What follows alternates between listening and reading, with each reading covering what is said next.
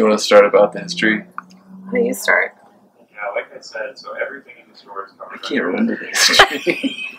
We've suppressed the memory of how we got to this point. It's true. It's been traumatic. Okay. I'm just kidding. This is For for serious. employees to watch. For Okay, for serious. serious. So we started Missionary Mall shortly after we were married because both of us served in South America, and we felt really passionate about helping missionaries to be able to think more about the business of being a missionary rather than being worried about their health or anything else. We actually started out as a water filter company because both of us did catch a little bug on our mission. Nothing really serious, but enough that You almost died. Okay, well, I almost died. It was amoebic dysentery. Jenny got amoebic dysentery. It And was then awesome. My brother got amoebic dysentery. I lost 20 pounds in a week. I highly suggest the amoebic dysentery diet. No, I'm just kidding. Anyway, we started a water filter company, and then we realized that the liability was so high. And one of the problems, too, when people were shopping for their missions is they just didn't want to buy anything or spend money on something that wasn't necessarily on the list or that they couldn't see a reason for. And John, at the time, had been working as a salesman at Mr. Mac originally and had left Mr. Mac to do our water filter company full-time. And this is right about the time that this magical thing called the internet had come about, and John had this genius idea of selling actual clothing online. Well, basically, I talked to one of the ladies. We were only selling about $1,200 a year of water filters, and so I was talking to this lady that was one of our customers, and I was like, you know, what do we have to do to sell more of these water filters? And she's like, you know, your problem is that it's not on the list. And then it hit me like, we need to sell stuff that's on the list. So I went online. Right. So I went to my pre-scorm advisor who owns Mr. Mac here in Orem, and I said, Steve, I'd like my old job back as a salesman, but instead of selling in the store, I want to sell online because I think internet would do really well because people nationwide would be able to buy stuff. And he said, you know what, I don't think that's going to work.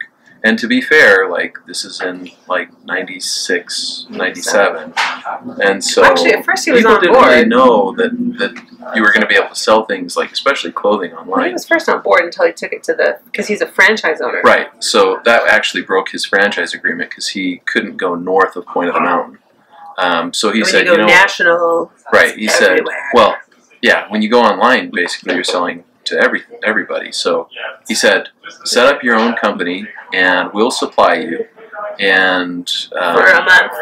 Well, what happened was we sold a ton in a month. Oh, that's right. And then he was like, I'm making my own competition. And we put out an ad that was dumb because we kind of trashed. In the ad we said, you know, don't spend a ton of money at mall stores or. Did we say something like shop in your underwear? Yeah, you can shop in your underwear and get outfitted for your mission. That sounded kind of weird. I don't know if we said that or not. I don't remember. Well, yeah, I think we did say that. Maybe we did, or shop in your pajamas. Well, regardless. Anyway, he was pretty upset. He's like, what? You're saying malls are a terrible place to shop? Because I just didn't know any better at that time. I wasn't thinking that. I wasn't thinking that I was trashing them. I was like, I'm trashing like the big national chains and stuff. But he was right. It came off that I was like trashing him, and I felt really bad about it. Anyway, but that wasn't the reason why it terminated. Well, part of it too is he just kind of said, I don't think there's a lot of future in the internet. At corporate, they said they didn't want anything to do about it anything to do with it because it's just a place for pornography. I remember him mentioning that.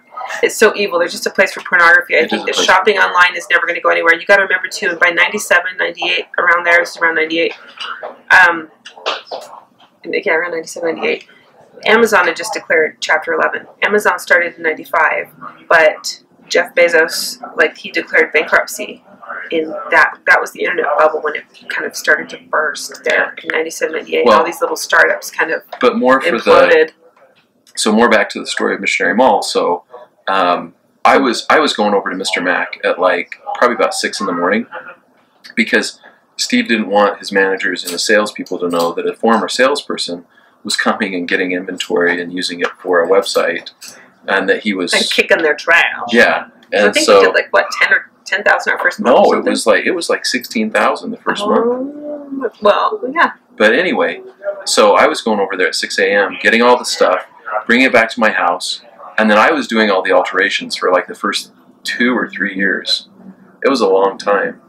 So and during that time, my 2-year-old actually ironed a crayon into my antique table. While Daddy was watching him doing alterations. I just had that. But anyway, so our schedule for the first couple of years was receive goods. So after Mr. Mac well, they dropped didn't us want after to a month and a half.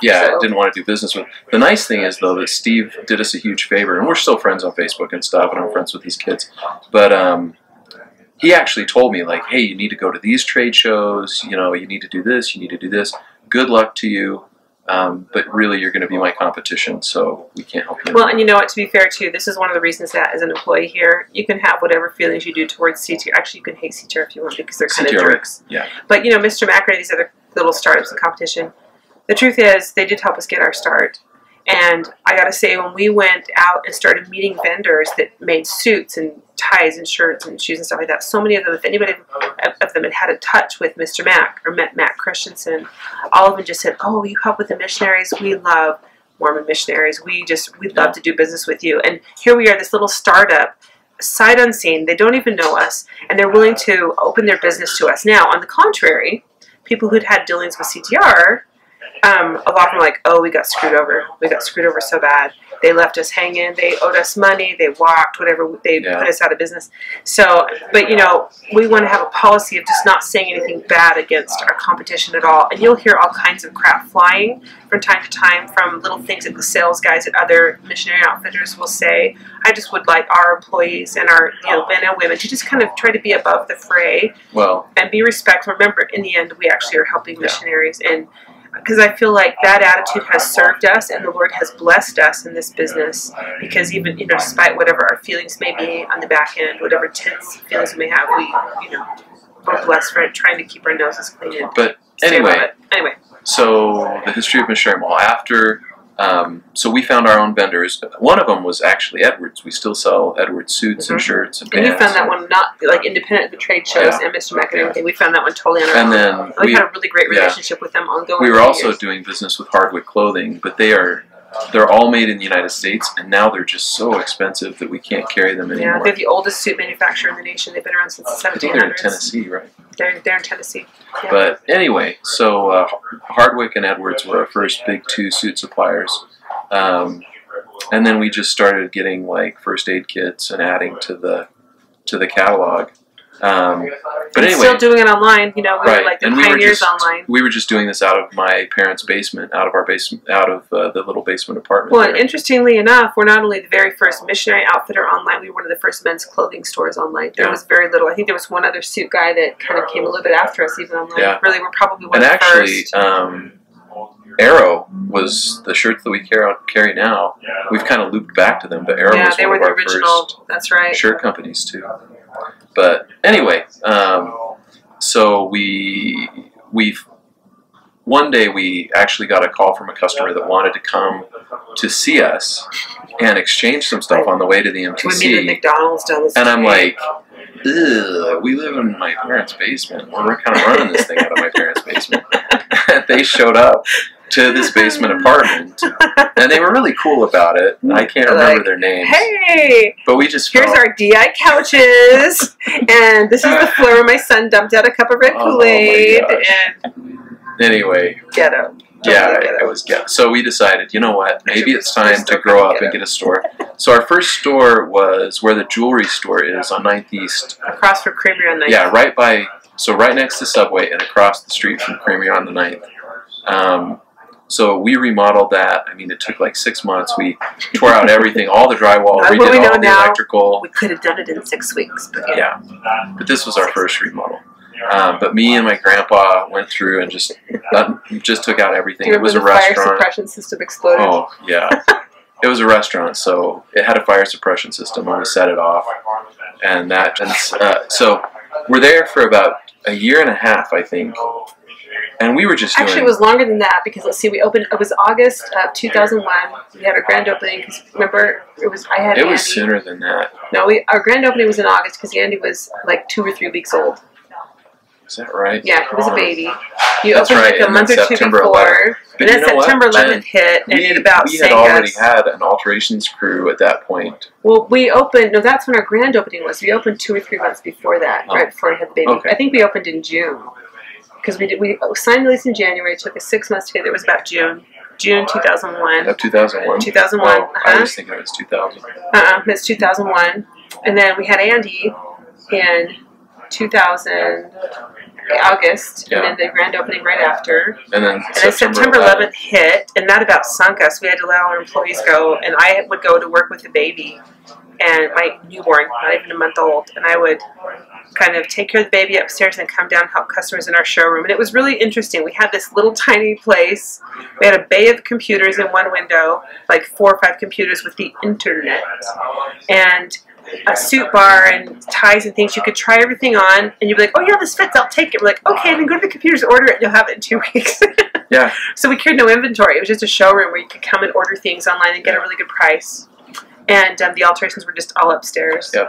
So anyway, after and then a we moved out while, in 2003, about a year before we yeah. But anyway, in 2003, we got to the point where we had customers waiting in the dressing rooms and out in their cars, and we just didn't have the physical space. Our showroom was only like 600 square feet. It was tiny. And so we moved to where the sister store is now, and we were there until 2005. December 2005, we moved over to where we're currently at. Yeah, we moved here. So we only lasted over there for 2 years, and we outgrew the space. And so when we started bringing a few women's clothing, and I remember having a couple racks up front, one that had like twin sets and one that had shirts on it and skirts, and it was so colorful. Guys would walk in and see it and be like, "Whoa, I'm in the wrong place. What is this?" And it was, the men were like, "Oh, no, the men's stuff is over here on the sides." Like, "Oh, the boring stuff on the sides." Okay, yeah. The other problem we had too was a lot of our newer employees, or some of our newlywed employees, were really sweet guys, but they had a lot more confidence with women, and so they were over. When you fit a man for a jacket, you're like, "Let's see how this fits you." And they're touching the women. I'm like, "No, don't touch the girls. Just let them try the clothes on." Yeah, it was just awkward. There was a specific point where we had a guy named Jared, who was probably 6 foot. He's now a psych nurse. Did you know that? Yeah. And his sister. Anyway, he's like 6'3", 6'4", probably 250 pounds. Really cute. And just he was lifting all the time. Just this huge guy. And this sister was maybe 5'2" and maybe 100 pounds soaking wet. And Tiny. She's trying on a little blazer. And he came up and he behind goes her. over there behind her without her knowing and just starts grabbing the blazer. And he's like, "Yeah, that looks like that fits great." And then he grabs the front of the blazer and puts his fist down the front of the blazer. Because that's what they do that when they're fitting men's suits sometimes. That was kind of gosh. And she's like, and I just was like, that's when we knew we needed a sister store and an elder store. Oh, actually, that was the second thing. I knew when I came and there were naked mannequins in my window because they'd sold the clothes off the mannequins, and the guys were too scared to touch the female mannequin to get it dressed again. It's true. That is a and I'm scary like, thing to touch. then you just gotta put. I was like, you just gotta put the mannequin in the back. Okay, so where were we? We were in January 2006. That's where we were. Cat. Yeah. Okay. So John just came to me and goes, "I've decided I'm not going to lease this to anybody else." We couldn't. Well, part of it too is the mall wouldn't let us sublease to someone unless they were Missionary clothing, and we weren't about to put a competitor in there. So we decided, maybe it's high time we separate out the men and the women's store. And so we started just moving all the women's stuff from the warehouse. We'd had a separate warehouse, quite a large one actually in Provo, and moved all the women's clothing from the warehouse, and suddenly realized we have enough to fill the store. And it's going to go well. Let's just leave this stuff here. And so we stocked it, we merchandised it, and that day before we even opened, we did like $1,000 on our first. We weren't even open yet as the sister Missionary Mall, and we did great. Of course, the next day I think we did like 130. But it just continued to grow from there, and suddenly we had this viable business. We never anticipated having a women's store, but it's kind of been this labor of love over the years as we've grown organically with our retail experience and been able to help sisters, and we've added features and things. So anyway, that's kind of the history in a nutshell of Missionary Law that brings us here today. I actually taught I was an adjunct professor down at UVU, and I taught a business class. And somebody asked me, one of my students asked me once during a Q&A session, they were like, "When are you ever going to get into sister missionary clothing?" And I was like, never in a million years will I get into sister missionary clothing. Too many sizes, too many variables. It's horrible. Things go out of fashion. Too many crazy ladies. And then you got to clearance them, and it's just a horrible business. Anyway, we're in sister missionary clothing now. Up to our eyeballs.